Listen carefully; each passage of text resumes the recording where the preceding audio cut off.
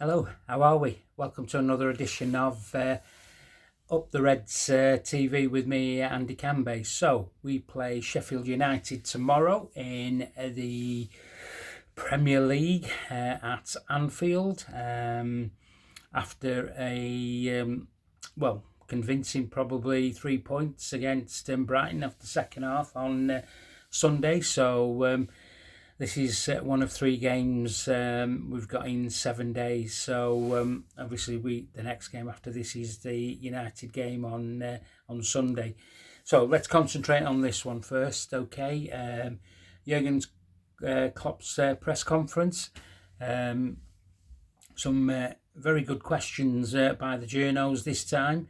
No stupid ones, which was a joy to behold by them. So just wanted an update on the injuries. Curtis is back in training.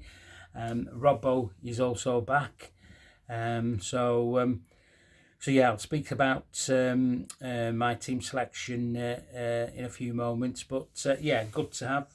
Trent will be back on next week, and so will Jota, we believe. Nobody else.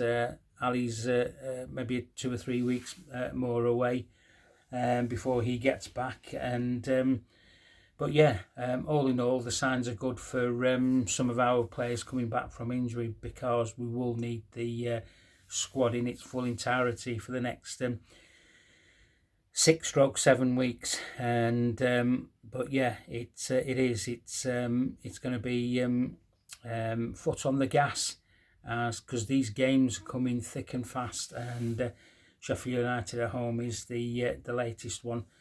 Jurgen gave full respect to Sheffield United when asked about the United game in the press conference. He said he's not even thinking about that. He's giving his full respect to Sheffield United, and he said it will be a tough fixture, as they are now, this end of the season. Every game is a tough game, so he expects it to be a battle against Sheffield United, and I do as well. Although we've scored 33 goals, is it in 11 games or something? Excuse me.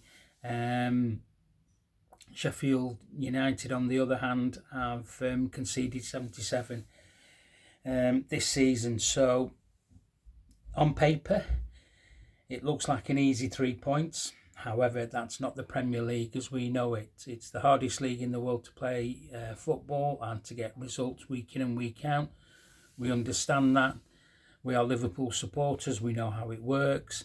So Jurgen was under no illusions not to make too many changes because of the United game that's on the horizon. So he's giving his full thoughts on on this game, and rightly so he should. We should be looking to try and get some kind of rhythm going now.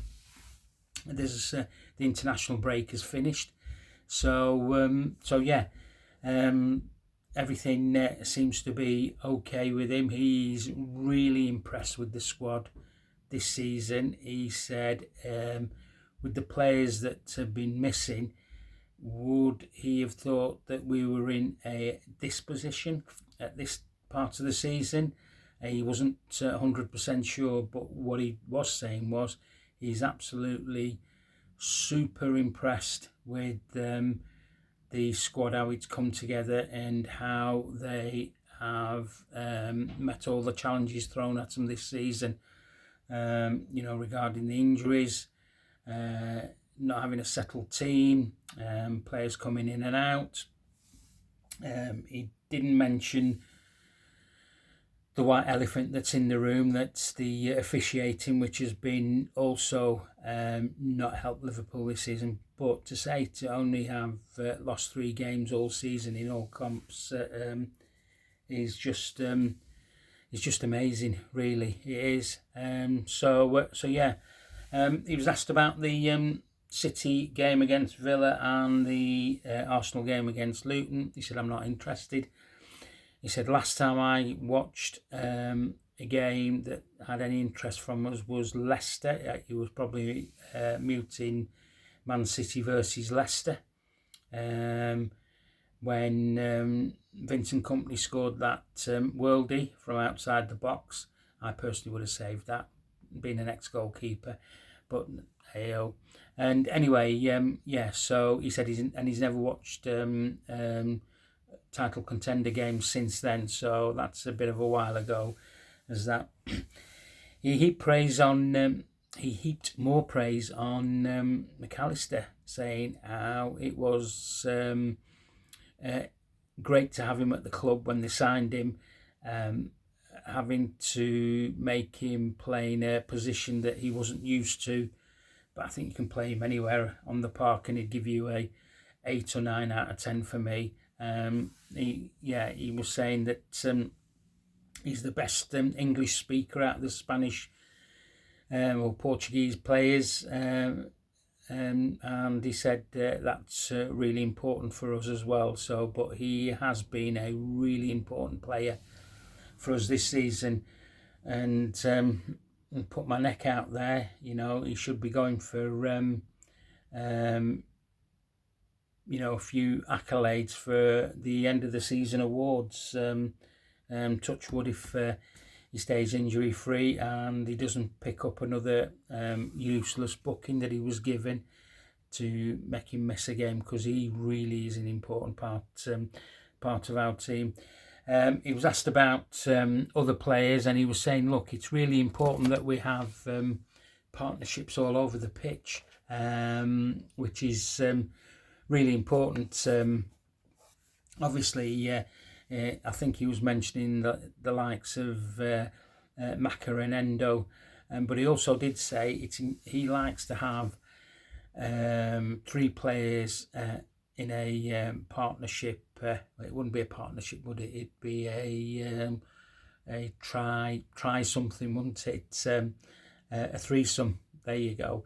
So yeah, and he was on about Endo, Maka, be it Slobosly in the middle with them, Gravenberg, or even Curtis. I mean, when Curtis got injured, was it against Brighton? He was really on form for us, and yet again, other players came in and stepped up and did a job. But now he's fit.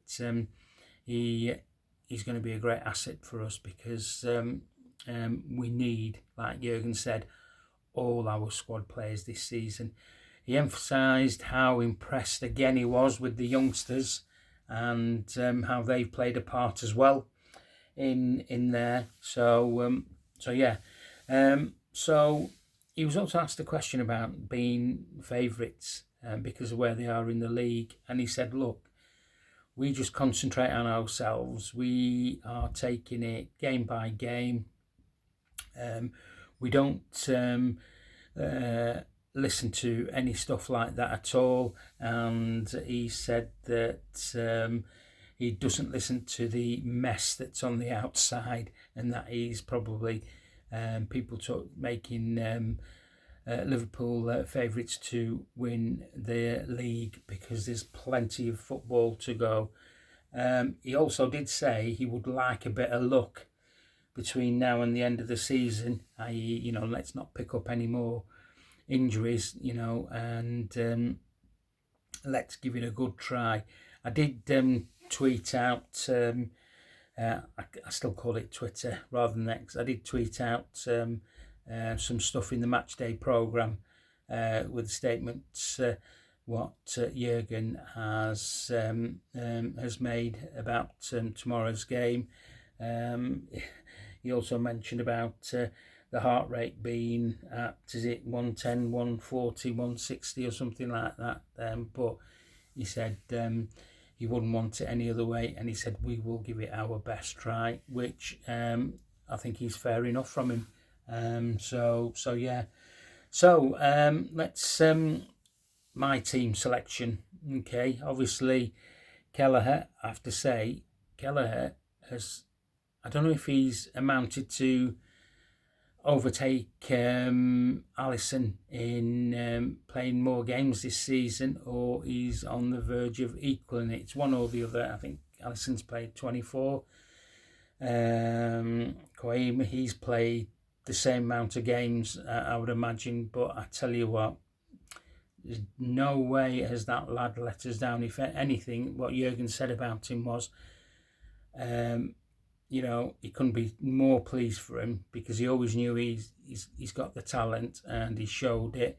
And he said, and if it wasn't for Queeve, we wouldn't where we are in the league. Now, that is a massive statement from the gaffer to give to arguably one of the most important positions on a football pitch, and also with, I would consider to say, Alisson's the best keeper in the world. Missing the likes of him, so that was good. So interesting for me for the centre-offs. Now, Jurgen did mention about having a rhythm going. Now, if he's mentioned that, I would like to see Kwanzaa and Virgil in the middle. Reason for that is that Kwanzaa's been absolutely magnificent. Another young protege.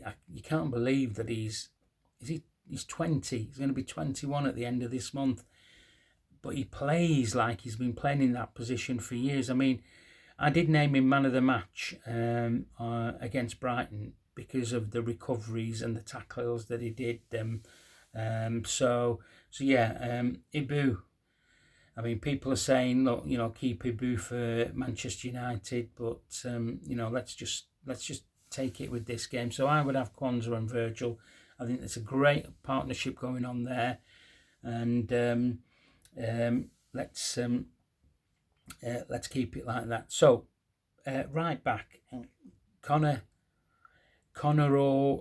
or Joey. The reason I'm saying one or the other is that left back, I'm hoping that Robbo starts there. I know Joe Gomez has played really well in that position, but I'm just thinking, let's get Robbo in. I think he's important for us to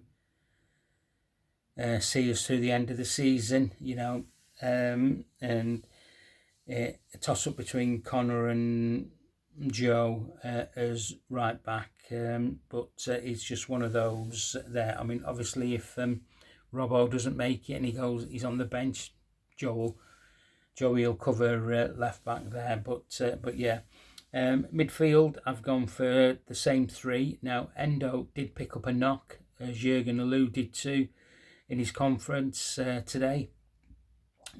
He says we will wait and see. So I don't think there's any concerns about that. I think the Japanese warrior, he will be fine.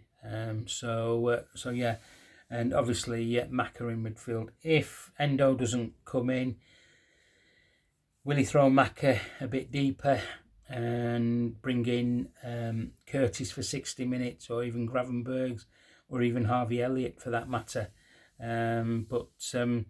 We'll just have to wait and see. But there are options now that he can use. And up front, obviously Mo, Nunes and Diaz. So that would be my sort of like starting team. So let me know what your thoughts are on that team. In the comments below. We need the 3 points. We had 30 shots against Brighton, but only 8 were on target. So we need to do a bit better than that. But we have scored 33 goals in 11 games. It's averaging 3 a game.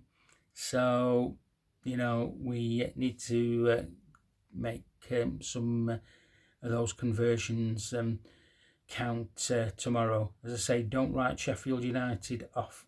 If you do, you do at your own peril. We saw what they did against Fulham at the weekend, and they'll be coming to us, in some not high spirits, but they'll be coming with a bit of confidence. The crowd has to be at it, has to treat it like it's a cup final or a cup competition game, because the players will need them. You know, so that's what it's going to be. So again, I'm trying to get a ticket for tomorrow's game, and if I get one, I'll do the video on Friday, the post-match. But if I don't, obviously I'll watch it on the box, and I'll do one straight after the game. So that's all I'm going to say about the Sheffield United preview, and enjoy the rest of your evening, and I will speak to you at some point either tomorrow or on Friday. Take care. Up the Reds.